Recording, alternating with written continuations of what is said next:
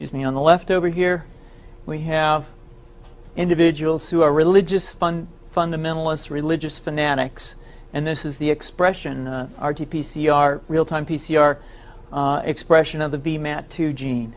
Over here, we have individuals. So let me complete. So over here, we have individuals who are not particularly fundamentalist, not particularly religious, and you can see there's a much reduced expression of this particular gene, the VMAT2 gene. Another evidence that supports our hypothesis for the development of this approach. What you see here is by spreading this virus, we're going to eliminate individuals from donning on a bomb vest and going into a market and blowing up the market. So our hypothesis is that these are fanatical people, that they have overexpression of the VMAT2 gene, and that by vaccinating them against this, we'll eliminate this behavior. So we have some very, very remarkable data in this next slide. Here we have two brain scans. These are fMRIs. These are two different individuals with different levels of expression of VMAT2.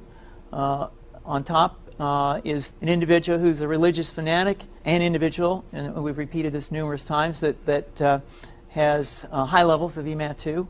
Now, this individual down here who had low levels of the VMAT2 gene, this individual would self-describe as not particularly religious.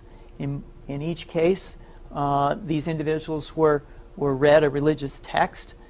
This individual lit up the right middle frontal gyrus, shown here, and that's a part of the brain that's associated with theory of mind. It's a part of the brain that has to do with intents and beliefs and desires. In marked contrast, here's an individual who would not particularly self-describe as religious, and when they're read a religious text, what you see is that this part of the brain called the anterior insula lights up. This is a part of the brain that's associated with disgust or displeasure on hearing something. So you're suggesting I take a CT scan with me when I'm evaluating people to determine whether I put a bullet in their head? So the data that I'm presenting here supports the concept that we're proposing, and I think that we would not propose to do CT scans or fMRIs on individuals out in the hinterlands of Afghanistan. The virus would immunize against this VMAT2 gene, and that would have the effect that you see here, which is it's essentially to turn a fanatic into a normal person. And we think that will have major effects in the Middle East. How would you suggest that this is going to be dispersed? The aerosol?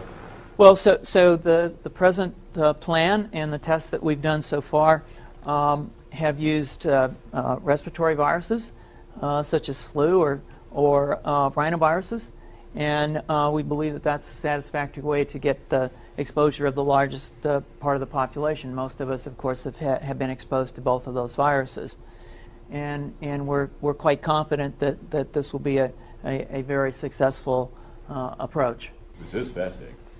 What's the name of this proposal? Yeah, so the name of this project is FunVax, which is the vaccine for religious fundamentalism. And you have a proposal already? The proposal has just been submitted, and I think that the data that I have shown you today would support the development of this project, and we think it has great promise.